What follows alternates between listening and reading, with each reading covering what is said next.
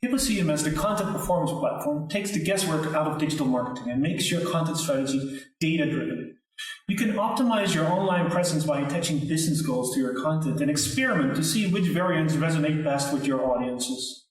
We built Hippo CMS to empower your IT and marketing teams to respond to evolving online business needs and collaboratively innovate the online customer experience.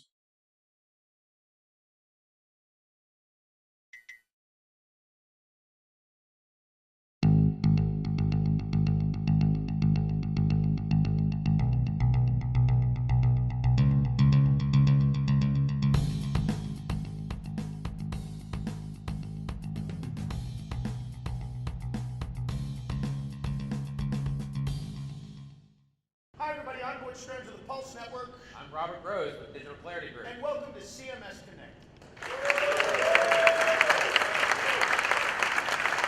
Robert, this is a cool place, isn't it? It's an awesome place. I've already gotten to sample some of the beer, and yeah, I'm already drunk, so let's well, then let's get started with the show. For those of you new to the show, CMS-Connected is the web content management industry's only news commentary show. Normally I have Scott Lewer sitting next to me, but Scott couldn't be here. So, Robert, you are from Digital Clarity. By way of introduction, what do you want people to know about you?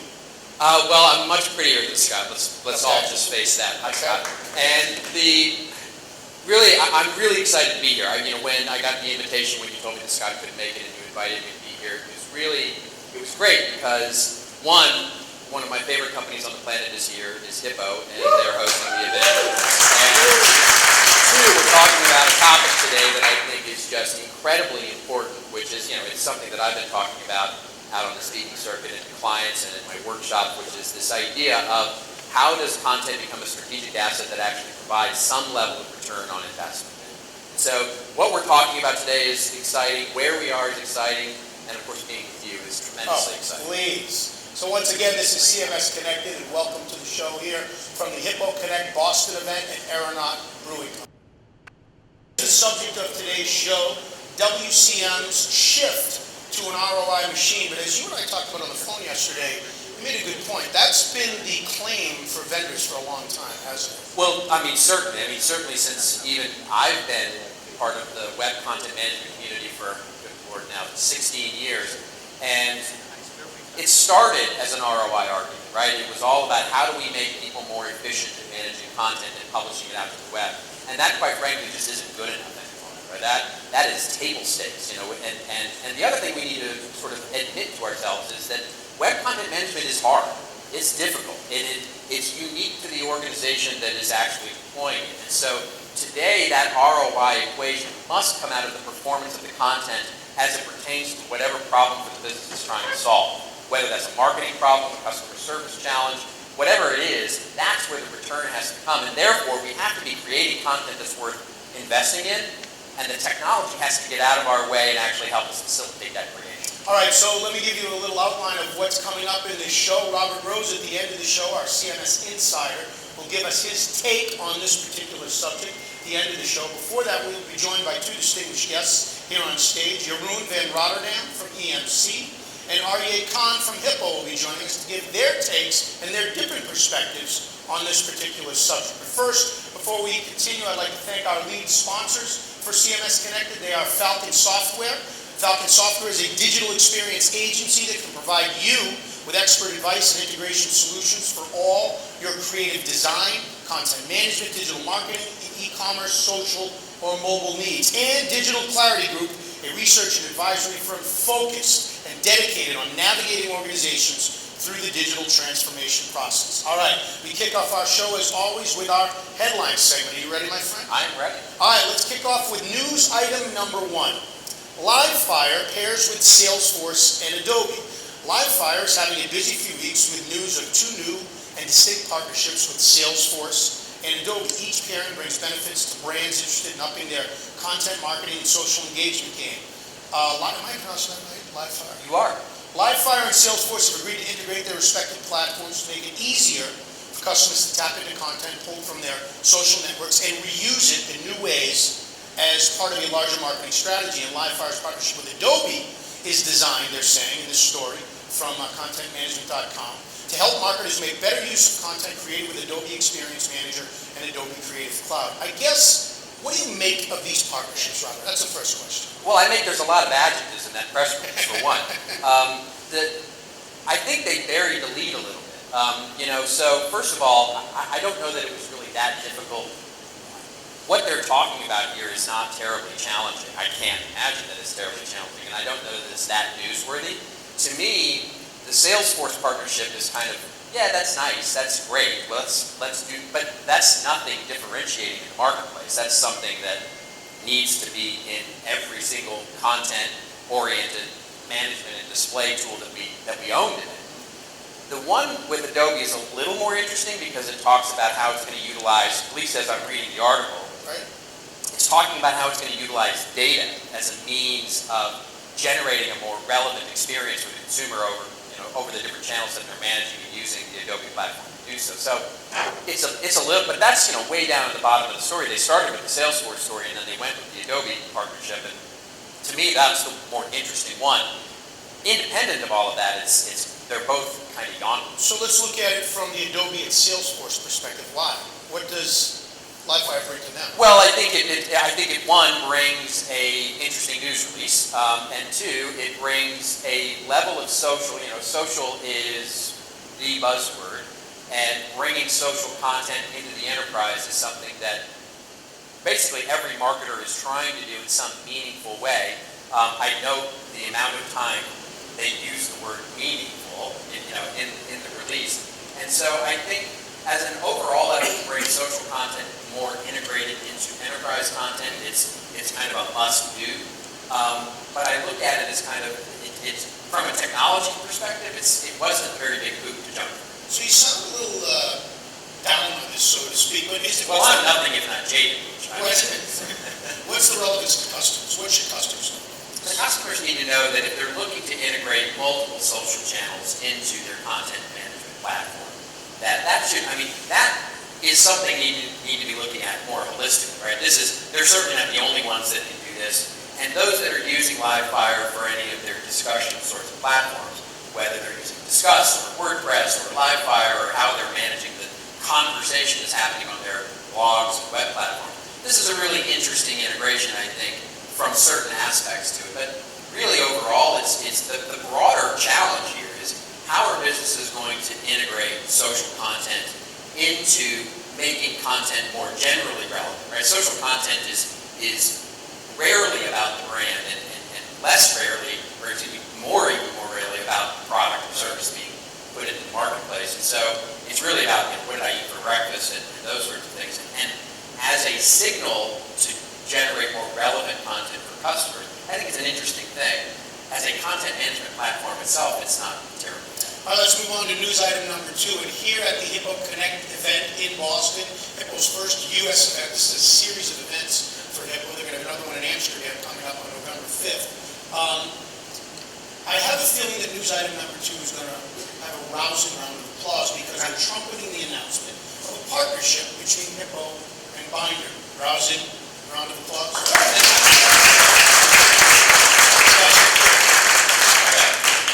Hippo and Binder have teamed up to improve digital experience management. Hippo has announced a new partnership with branding automation company Binder. Hippo brings omnichannel WCM to the table along with content performance metrics and tools for personalizing the delivery of customer content. Binder's marketing software combines DAM, digital asset management, with brand identity web publishing tools. When pulled together in the same ecosystem, it would seem that Hippo and Binder offer a near-complete integrated digital experience. What do you like about this partnership? So this is why this is a much more interesting partnership than the first. Mainly because I'm getting free beer from Hippo. Secondly, it actually is more interesting. One of the things that I'm really noticing with the customers that we deal with certainly is the level to which digital asset management is becoming an imperative in the business. And most big enterprises are still struggling with the digital asset management problem. And most of it is because, quite frankly, digital asset management has really evolved faster than many of the products have evolved. And so this idea of light digital asset management for content marketing, to do infographics, to do rich media like video, images, as that rich media has become more important, those have become core to the experiences that we're creating and trying to make more relevant to customers across all those channels that we talked about just a second ago. So what I really like about this partnership is they actually took a position on it. And they said, look, we are here to be, a part of a best-of-breed approach, right? We solve this problem really well. They solve this problem really well. Together, we solve a broad challenge.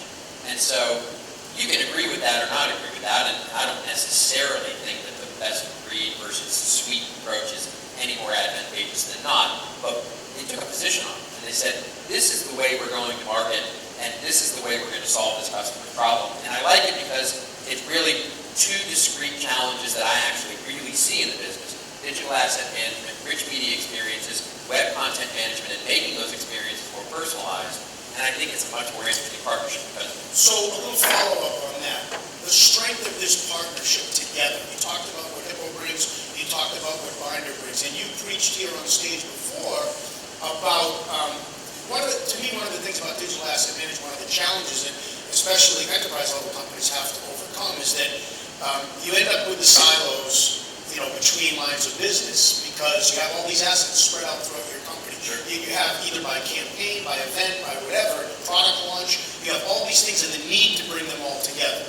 So how does this partnership, if it does, help lines of business communicate together, help digital asset management be more efficient? Well, it provides the tool to do that, but it doesn't do it on its own. Technology doesn't solve the We're all process. looking for that one-stop solution. Look harder, my friend, and drink more because it ain't going to come anytime soon.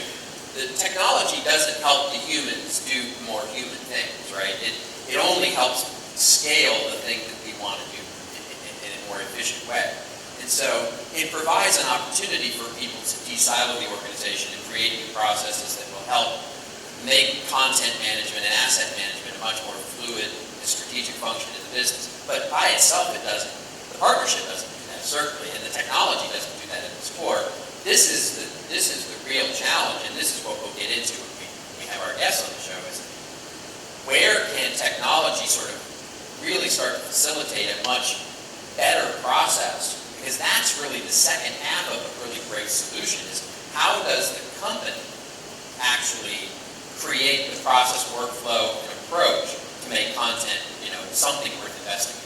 All right, news item number 3 here on this edition of CMS-Connected has to do with LEXMARK and an article on eweek.com and how LEXMARK has evolved into an enterprise content management contender, or at least according to this article. You chuckle, my friend. The headline, LEXMARK means business, big business in fact. CEO Paul Rook, during a recent interview, says that the Lexington, Kentucky-based company's new focus is on helping enterprise, quote, structure the unstructured. Thank God, because nobody else is doing it. And although LEXMARK will still offer high-end printing solutions for businesses, the brand is becoming more synonymous with enterprise-grade content and business process management. So I guess the blood question is, what does a printing company know about ECM? Well, so I can appreciate their efforts here, right? So like many companies, quite frankly, they have taken an acquisition approach to try and pivot their business, right? They see the writing on the wall with print, and they have said, we want to transform and pivot our business into being something that is more forward-leaning, a software company, and certainly one that handles, as he said, taking the unstructured into structured. And so I can appreciate, so certainly their acquisition of Kofax, whenever that was, a few years ago, and they've done a number of acquisitions over the last 5, 7, 10 years to really try, and this is just one more sort of announcement in the sort of preceding announcements that have sort of indicated their attempt to pivot into this software space. And while I wish them the best of luck, it's an already crowded space with some very well-recognized brands, and so it's tough sledding ahead for them. So, can they do what IBM did, really, and make a huge turn of the ship like that? Maybe. I think it's all going to be in the execution. That's the challenge for everybody, isn't it? But I guess, so sort of comment on the headline, whether you agree or disagree. LEXMARK has evolved into an enterprise content management contender. Have they? No, I wouldn't put it in the past tense. I wouldn't use that verb tense. I would use evolving, and we'll see if they actually can talk about it in the past. They're not, I have to imagine that other than the traditional things that Kofax and those types of solutions are being considered for, that they're not being necessarily shortlisted for. I certainly don't see them on the radar that we deal with every day. I mean, LEXMARK is not even in the top 10 of solutions that we're looking at in terms of, solving those challenges for our clients. All right, you are watching CMS-Connected. We are coming to you from the Hippo.Connect event in Boston. We're in our headline segment. I'm Butch Stearns of the Pulse Network, Robert Rose of Digital Clarity Group. My co-host is alongside. This is news item number 4 in our headline segment, and it has to do, you mentioned IBM. Well, M-Files, Finnish ECM firm M-Files, says they're taking on the big beasts, IBM, Microsoft, and OpenText, among others. M-Files has some tough talk for competitors as it plans an incursion into the UK ECM market. Julian Cook, M-Files executive, recently told ChannelWeb's Phil Topman he plans to go after the big beasts in the space. Quote, the big beasts like IBM, Microsoft, and OpenText are the incumbents of the large enterprise accounts. I think there is a growing amount of frustration in terms of those solutions not delivering a great deal of value to the business because they become too complex. We at M-Files are focused on going after a lot of those competitors. Your thoughts?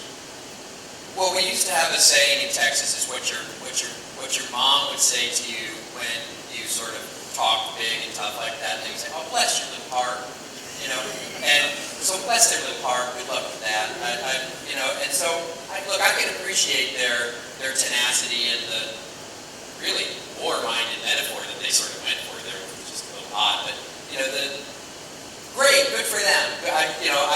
Go get them, Tiger. I hope they do well. It's actually the opposite of what we just talked about with LEXMARK, where here you've got a smaller company trying to disrupt the space in a very, very incumbent-heavy marketplace, and quite frankly, only becoming more incumbent-heavy. And so it will be a very, very big challenge for them. I wish them the best of luck. If they have a better solution, then great.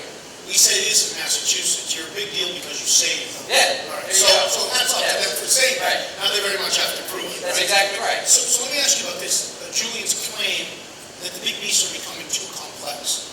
Does the industry feel that way?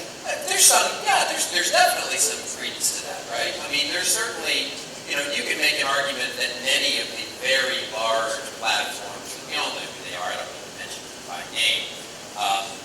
One of them has a large red and black one.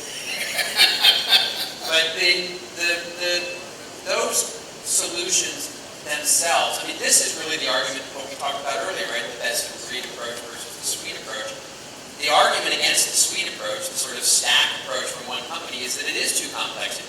It's unwieldy. It doesn't move very quickly. Now, I don't necessarily agree with that. I think suites can be agile and can be flexible to the point of solving a solution in a fast way.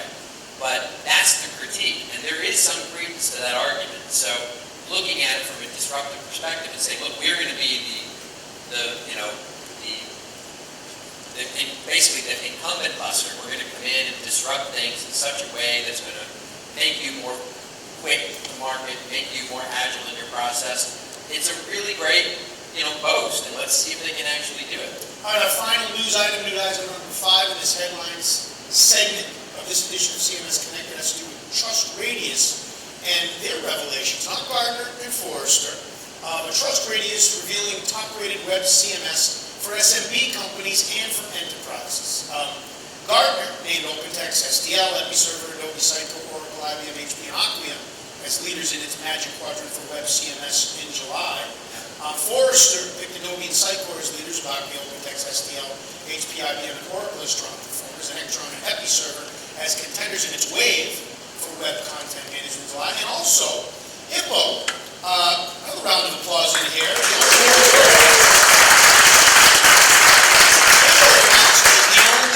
CMS vendor in the Magic Quadrant. Can you comment on that?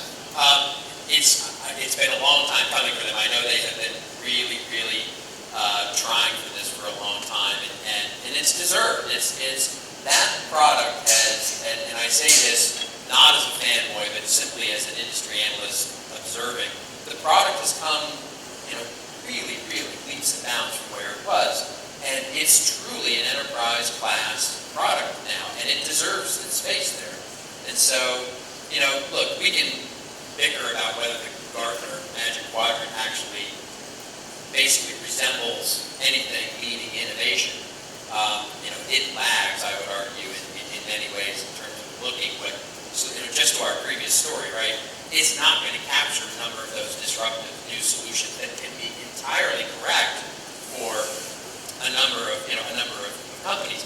And that's, quite frankly, the challenge that Hippo had coming in here was, here they were a disruptive solution coming into a marketplace and trying to establish themselves. Now, the challenge for Hippo going forward will, quite frankly, be, as one of the established solutions in the Magic Quadrant, can they maintain it? Can they actually maintain that leadership position and do so in a way that still provides agility and sort of flexibility to their customers that these giant other companies, sometimes can't provide? Let's finish with the final comment about trust radius and about this survey, which I find interesting, that it's based on end users. So according to them, 430 web CMS software reviews from authenticated end users. What type of credibility or different perspective does that lend to this? I have no idea. Not a lot, basically. I mean, it's a nice article. It's a nice study, but I look at that and go, okay, that's a very, very small sample and a very small look. I looked at some of their other studies, the one on CRM for small businesses and medium-sized businesses, and this one certainly on CMS. And, there are some glaring, omissions in vendors that should be considered as part of this. And I just can't imagine that they went out and interviewed 430 people and these are the only people that came up. So. All right, you ready to take a break? Absolutely. All right, time for us to take a break here on CMS-Connected. We are coming to you from the Aeronaut Brewing Company in Somerville, Massachusetts, from the Hippo.Connect event 2015, their first foray into the United States. Round of applause for Hippo.Connect.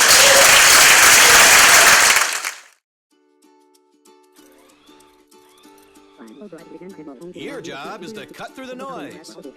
To succeed, you need to reach out to your target audiences in real time with messages that speak to them. You can't let technology get in the way of your brand. That's the spirit. First Spirit is a powerful solution that helps you effectively communicate and engage with your target audience. Get an awesome ROI. Success in the market means your message got through to the right people at the right time in the right way. And that's why you need First Spirit.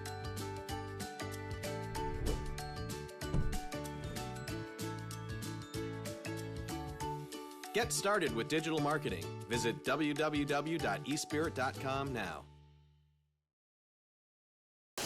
Hi, everybody, and welcome back to CMS-Connected at Aeronaut Brewing Company in Somerville, Massachusetts. I'm Rich Stearns, Robert Rose alongside. Another nice round of applause for us.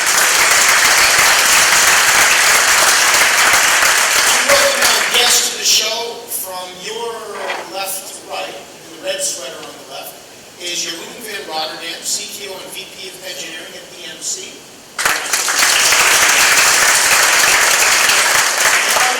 CTO and co-founder at Hippo.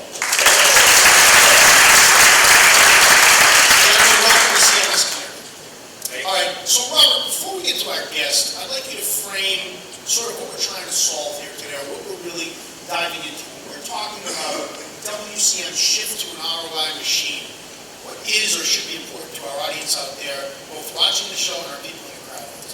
Well, I think what we need to look at, and these will be two perfect gentlemen to sort of frame this discussion, is web content management itself has evolved. And it's evolved from this idea of how do we make it easy for non-technical people to publish content to the web, which, as I mentioned at the top of the show, is really table stakes these days. And really what we need to start looking at is how does web content management as a tool, as a technology, really help us drive better results through the business that we're trying to do, whether it's marketing, customer service, or e-commerce, or asset management. There is a return on investment there of that process. And how does web content management shift into being able to enable that? So, Jeroen, let's start with you by way of introduction. Why are you so passionate about this? What are you proud about that you've helped facilitate as solutions at EMC? There are a few aspects that I think are super important. We see a trend where web experience management, web content management is evolving into web applications, where the backend business processes are incorporated into your web front end for whatever device you're talking about, right? So for us, what's important, we're in highly regulated industries. We're typically part of the strategic business process for our companies, our customers, and embedding that in the front end or the system of engagement is an interesting challenge. NRA, from a Hippo perspective, I mean, you've had a recent partnership that's focused on SMB and all this stuff, but again, what have you done at Hippo that you're proud of? What does Hippo do well when we're talking about measuring ROI with WCM? Hippo has been, we've been around for about 15 years, but we started right from the beginning with this very strongly separated setup where we have content on one end and presentation on the other side. We started very early on with mobile content delivery, and that allowed us, that separation of content has allowed us to measure how content is performing for different audiences.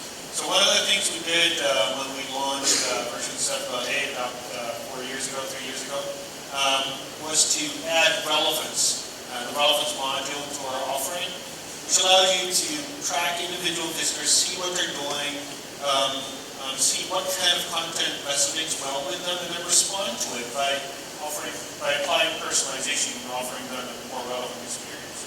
Now, with our latest release, version 10, we're extending that by doing analysis on the data set to see if there are certain trends. And this is a very interesting new direction we've ventured onto.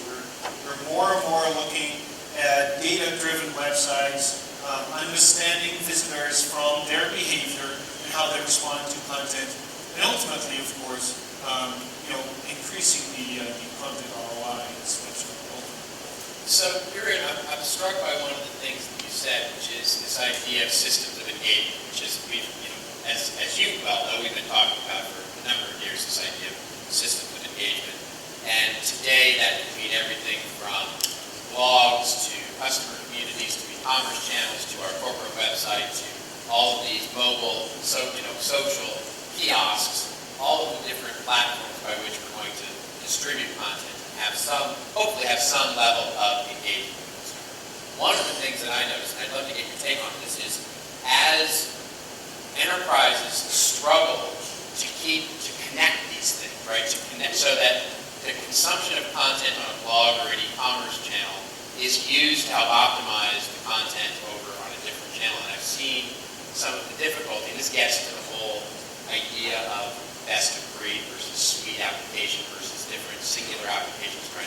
How have you guys begun to solve some of that and help make it more agile to launch and dismantle some of these systems? All right, so thanks for the question. So indeed, there is a new pace of innovation, specifically on the front end, on that system of engagement, right? So we see that customers really want to have a much faster paced cadence of innovation on that front end. And so the important aspect of that is that how do you integrate that with your back-end system? And there are a few technologies that make it much easier to do now. So REST services and JSON are a good example of where it's much easier to integrate a back-end content repository with your system of engagement. We also like technology like Hippo because of that integration aspect. And so it enables us to go at a faster pace at the front end of the technology. Well, in our highly regulated industries, where that's where our customers play, right? They have a slower pace at their back end and their business process. The integration aspect is the key. And a related question for you, RA, which is, we've seen this evolution before, right? We've seen it through marketing automation, we've seen channels come and go, and how are you helping? So as you're now in the Magic Quadrant, the risk, of course, is that now you start slowing down that innovation and you start slowing down that development, and in an attempt to remain sort of a big leadership position, enterprise level tool. There is some validity in this idea of sort of a really solid base of technology, and then the interfaces that build on top of it. How is Hippo approaching this idea of agility and evolution of web content management as a marketing or experience optimizer? Yeah, well, so first of all, you mentioned what happened in the market automation. We're What we've seen there is that these products were first and foremost very statically serving out content, sending out email campaigns, and then gradually turning into data-driven systems that would interact with individuals. And that's exactly what we're doing now from a web content management angle.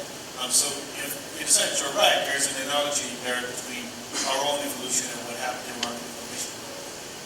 I think that feedback, the ability to continuously measure how your audiences are responding to the content that you have in your systems of engagement, being able to dig into that data to understand what's going on and to get actual insights out of it. I think that's where the true value is. And our take on agility and how we're evolving onwards is that we like to, we're taking these steps one step at a time. But fundamentally, our core concept of content, where content should live, that doesn't really change. We very strongly believe in this decoupled architecture with a content repository, serving out the most relevant experience to individual customers. We have some great plans for the future. But as it goes with agility, right, we're taking steps into that direction together with our customers. We really want to make sure that our customers, get the most value out of the product. So we're doing that together in partnership. You are watching CMS-Connected, the web content management industry's only news commentary show. We are coming to you from the Aeronaut Brewing Company in Somerville, Massachusetts. They're at the Hippo.Connect event 2015. This is Hippo's first U.S. event. Great crowd with us here today. Thank you for being a part of this show. I'm Wood Stearns, alongside is Robert Rose of Digital Clarity Group, your co-host. And off to our right are Arye Khan from Hippo and Jeroen van Rotterdam from EMC. Robert, I want to ask you a question, or a two-part question, that sort of will morph into questions for them possibly. You were up on this stage before, and I thought you had a very interesting slide. And the two fundamental questions under our subject today, web content management industry shift to an ROI machine, I want to ask are this. Don't you have to ask yourself what you're measuring and who you're measuring it for? And you did that with that slide about different groups of the type of analytics you want to get. Because ROI sounds so simple. You want new customers, you want new sales. But really, this has been a marketing challenge forever. When you measure engagement, when you measure social activity, what is WCM measuring and who are they measuring for? Don't you have to answer those questions first? Well, certainly. And wasn't it a pretty slide? It was beautiful. That's awesome. And you hadn't even started drinking yet. Exactly. By the way, the Northern IPA is the best beer. All right, I'm on it. The answer to that is absolutely yes, right? And these guys will be the first to tell you that strategy comes first. A well thought out systems of engagement, technology strategy that's coupled with a business strategy is what provides any return on an investment. Because quite frankly, it's the only thing you would even know that you're managing.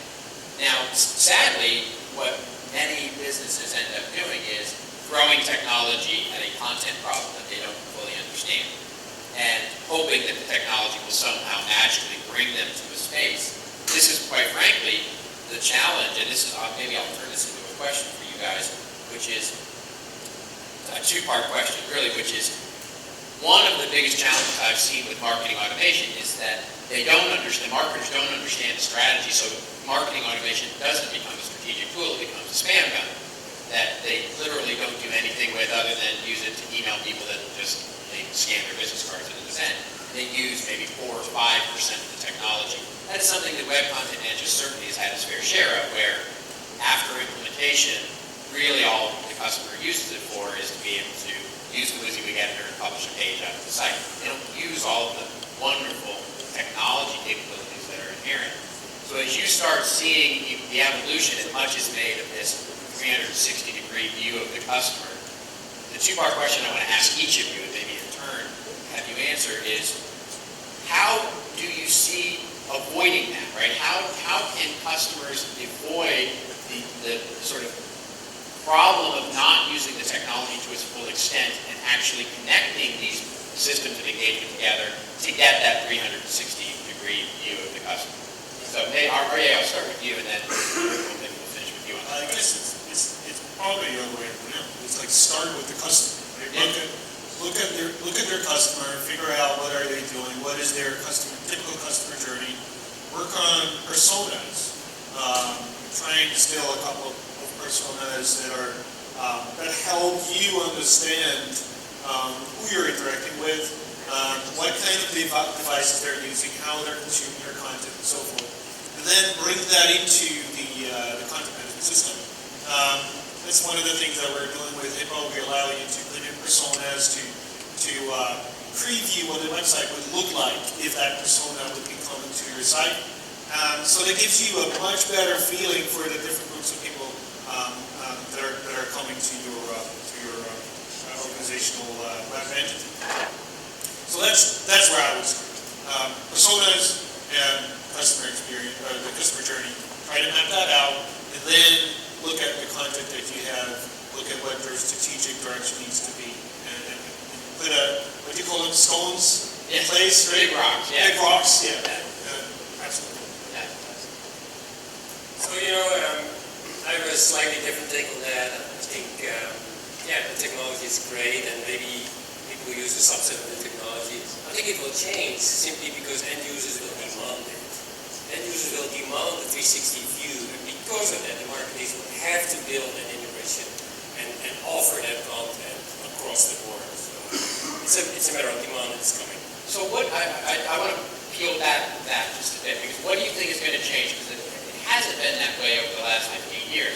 The technology has always outpaced the marketers' capability to use it, right? Ever since we invented the first web content management system, it's in many cases it ends up being nothing other than a glorified FTP tool to move content out to the web page. Do you think there's something now that is entering into the conversation that is going to demand marketers and technology people to become more expert at this and and use the technology for what it's really designed to do? Yeah, I think it's a consumerization of user interfaces and web applications and as well as devices and many variants of that. So form factors are exploding as well. So I think, and users become more impatient, right? So if you're in an e-shop, let me give you a stupid example, right? And you don't see the inventory of that particular article you're interested in, then you get annoyed, right? So that system needs to integrate with your front end, with your system of engagement. So I think the level of impatience is just changing rapidly now, and so end users will demand that you have to. Can I add to that? Of course, yeah. So what I really appreciate about what Arun is saying and what the kind of things we're doing in our partnership with EMC is that we're not just looking at the customer journey as a purely marketing oriented tool. Yeah. Right? The customer journey doesn't end when the product is sold, the experience is sold. Right? You need to then, once you have that customer on board, there's self-service, there's ongoing levels of engagement with that customer. And I think this is in our partnership, this is really important. We want to be that front end where the internal business processes driven by EMC are taking care of the inside of the organization, and we're bringing that to the customer online. So, and I think that is a really interesting next step in web experience management. So we've got about 5 minutes left with our guests, so let me ask you my final question about our roadmap. I mean, I think the holy grail of any enterprise architect is to build a roadmap that's going to lead to increased revenue, right? So speak to our audience, both our live audience here and our audience that's watching on the show. In a roadmap, what are the core elements that need to be mapped out? Give us some practical how-tos and what people should do. I know it's not a simple answer to a simple question. Whoever would like to start. You go first.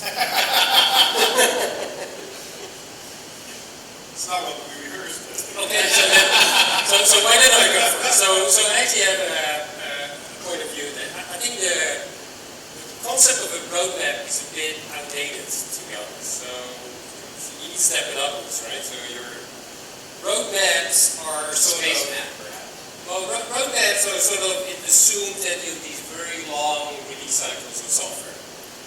And what we see, and specifically in our SaaS initiative, is that we go into a much more incremental way of evolving software.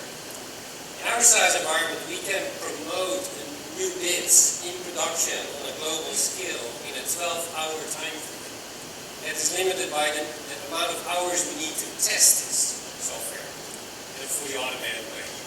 So the concept of a roadmap is completely changing into a more incremental release DevOps model of software, incremental learning, self-configuration in the public cloud. Well, great. It's, I can totally relate to that, by the way. Also, our roadmap is very, very, as I said before, very customer-driven. What I would like to add there for our audience, and like how you can get started with this, is by first and foremost, look at your customers, and I said this before, understand what it is that they're doing. Do some persona mapping, customer journey map. We can help you with that. It's very, anyone have some guidance in that as well. But also, if you're using Hippo, we understand that it's quite a big step to just go from traditional web content management to this new way of thinking, which is very customer focused. So what we're doing in version 10 is that we're not forcing you to put in those personas and put in the journeys right away. It's actually it's a very easy way of getting started, getting those trend analysis in. So Hippo will immediately start measuring your visitors, see what they're doing, what kind of content resonates to them. Report back on different clusters of audiences and what works well and what doesn't work so well with them. So without having to actually do anything there, it will give you a certain level of understanding, and then you can use that as you're mapping out your customer journeys. So I think and that's the role we want to play. We want to be this helpful guide in the process, right? So that's my take. I'll follow up with one question because I was struck by the software as a service. So anybody who knows me knows that I have a little bit of a past with that.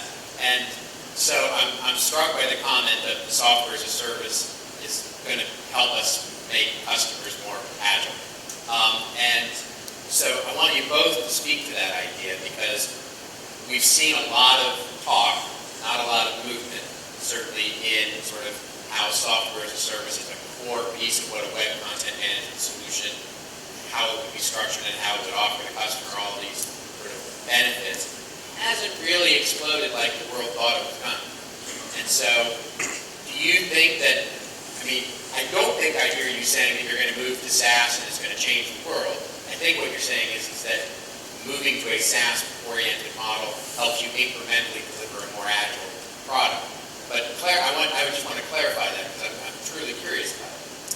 Yeah, so let me clarify that. So again, we really are working towards a more hybrid approach, where your on-premise system of record is at a different pace than your system of engagement.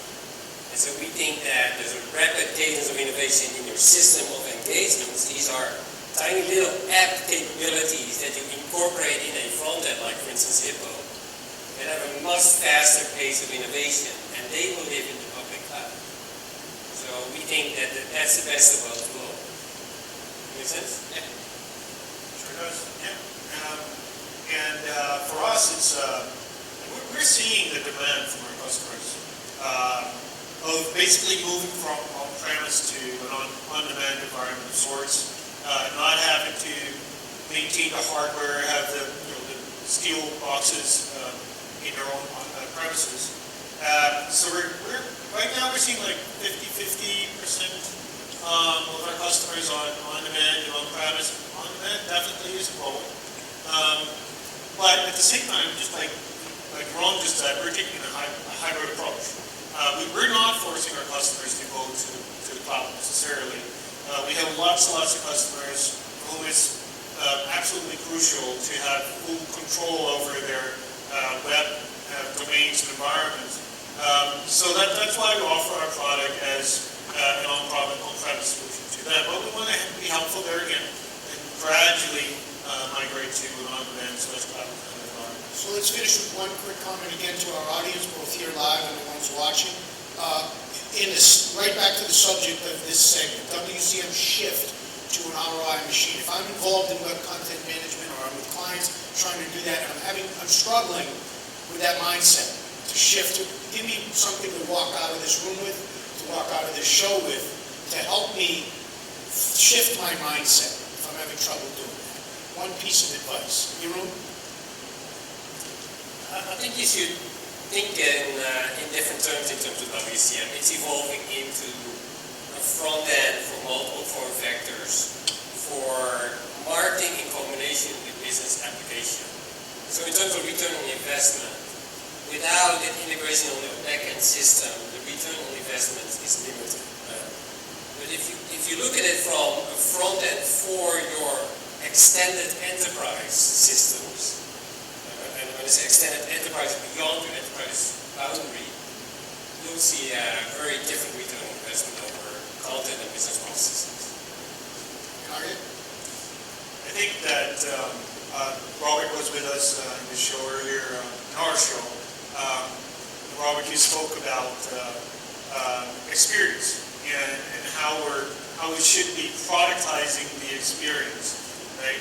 And I think that's incredible, very interesting idea that I want to spend a couple of beers on with you later. But Something brewing here. there's something wrong. We're in luck. Hey, right environment, huh? So I think measuring experience, how are your customers experiencing your brand and your web environment? That's going to be the challenge for us, for us from a technical point of view as a vendor, but also for marketing folk in the not so distant future. And I really look forward to it. So yeah, ROI, I think in the future is going to be a very different kind of ROI than the purely conversion-based metrics we're seeing today. I think we need to look way past that and tying into the business processes and providing some kind of metric to experience levels. Aryeh Khan, Jeroen van Rotterdam from EMC and from Hippo. Nice round of applause.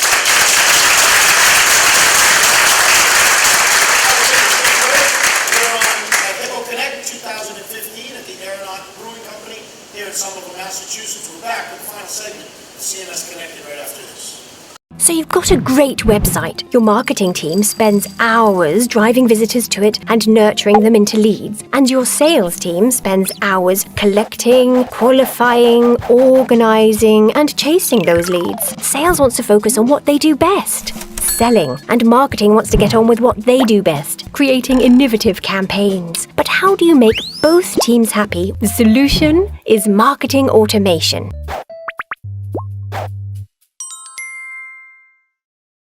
Welcome back to CMS-Connected here at the Hippo.Connect 2015 event in Somerville, Massachusetts.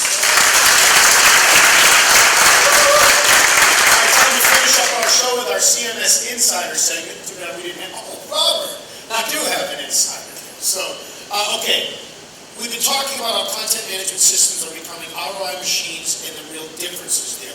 You've recently written about this when it comes to ROI. Explain what you've written about and what are the important things you want people to take away from. Sure, and I think Aryeh and Jeroen really framed that really well, which is this is more than a marketing problem today. This is a business challenge that we're really talking about, which is creating experiences across every touch point of the customer's journey. And we can do that in ever clever ways, and we can argue and debate whether this is a marketing remit or whether this is some sort of joint functional, cross-functional responsibility for customer service, etc. Now, I'm a marketing guy by trade, so I tend to sort of grasp as much power as I possibly can because I'm power hungry. But there are sort of three fundamental changes that we've seen, certainly in the work that we've done with our customers and what we've seen in workshops, what we've seen at events like this, for what's going on with customer experience in the business. The three things are, one, is the sort of evolution of the customer relationship. So it used to be years and years ago, when even web content management was getting its feet underneath it, that we managed one channel. And when we were angry at a company or a customer was angry with us, they would quite literally, they had two choices. They could send us an email or they could type up a letter and send it in the postman. That's no longer true. Studies have shown that customers expect remediation of their challenges within 15 minutes. We're angry, right? We go to a restaurant and get cold soup and we're going to write a Yelp review. Right? And our level of outrage, the flight attendant was mean to me, so I'm going to never fly your airline again. So the experience has changed, and it's the experience at every single touch point. Jeff Ernst from Forrester actually says this really well, because people no longer buy your product or service. They buy your approach to solving their need or want. That is an experience. The evolution of the relationship that we have with customers has fundamentally changed. Thus, the importance of creating a powerful experience at every one of those touch points has changed. Thus, it has changed the purpose of web content management to be able to facilitate those. The second is really the democratization of content and experience. So everybody has a web content management system now. It may be named Joe or John, and infrequently is it so anymore, but it may also be called WordPress or Drupal or Hippo or any of a number of other web content management solutions out there. It is very rare that a company doesn't have some method of quickly getting their content out to multiple web properties. That's no longer good enough. We have to be really good because guess what? It's not just us and our businesses that are producing content. We produce content. We produce more media than anybody else, and we are the noise that we are trying to get over. And so the power of content and the power of creating powerful customer experiences gives us the ability to aggregate an audience and create efficiency with marketing spend, with customer service spend, and our ability to build value with those experiences that we're creating. But it only does so if we're good at it. And so a technology platform that allows us to be good at it, allows us to, quite frankly, get technology out of the way and get our purposes and our processes straight, is really the goal of today's organization, to make content a fluid thing that will be strategic, be differentiated, quite frankly. And third, this is where I make my big power grab, is that marketing's evolution of the business. So it used to be, even when web content management was getting its feet underneath it in the early 2000s, and even before that, when I was still in marketing in the entertainment business, marketing was a siloed organization. And it was siloed of itself, right? The CEO didn't know what we did. The IT guys have always hated us. They just always have. And so, but they didn't really understand what we did, but we understood what we did. But now we have social teams, social CRM teams, web teams, e-business teams, e-content teams. So we have brand teams, PR teams. We have all these teams that are creating content for their own small sliver of the funnel, that one touch point, that what it's inevitably done is made small marketing, what I call marketing at the cubicle level. We're no longer solving the big problems of the business. We're worrying about how we get 1,010 followers on Facebook instead of 1,009 that we have now. And so, if we're actually going to solve the big problems of business, we have to evolve marketing into an organization that, one, de-silos from itself and also creates content as the strategic asset. Content is what we are. Content is how we derive and create value for customers. Thus, it should be the most important thing that we do. And it's not currently. And so, as marketing, as I try and grasp that power and sort of take responsibility for the entirety of that customer's journey, I need solutions that will help me drive efficiency as well as value through that journey. That's where web content management can play an important piece in developing content that's actually worth investing in. And that content increases value over time. That's the true definition of ROI. When we think of campaign-based marketing, the only thing we're trying to do is make an effective spend.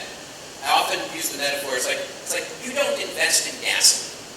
You hopefully get a really great deal on gasoline. You might buy an electric car, you might take a bus, you might take a ride share. You don't invest in gasoline. You don't expect to get more value out of gasoline than what gasoline provides.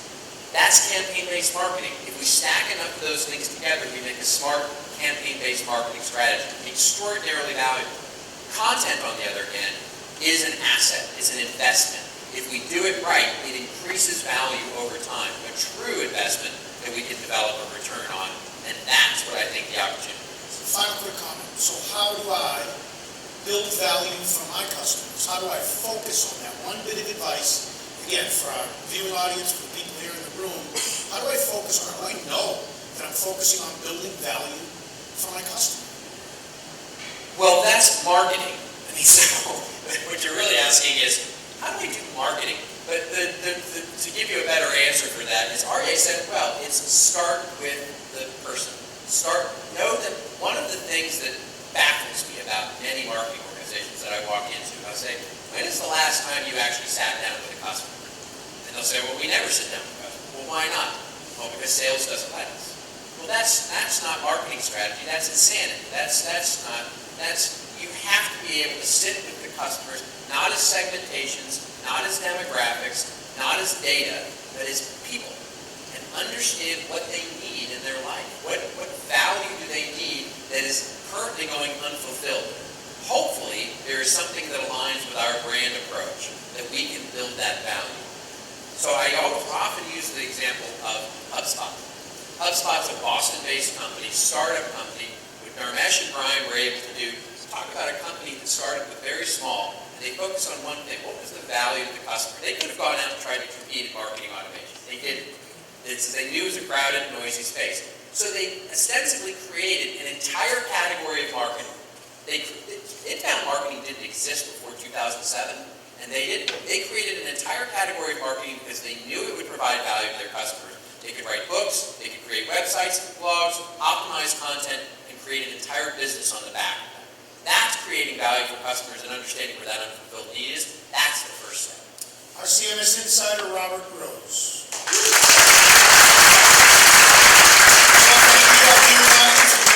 This episode of CMS Connected. Follow the conversations on Twitter at #CMS-Connected. If you would like to watch this episode on demand, it's CMS-Connected.com. I also want to thank our guests, Jeroen van Rotterdam and Ari Khan. And I want to thank all of you for being a part of our audience here on CMS Connected. So get connected. Stay connected. On CMS Connected. We'll see you next time, everybody.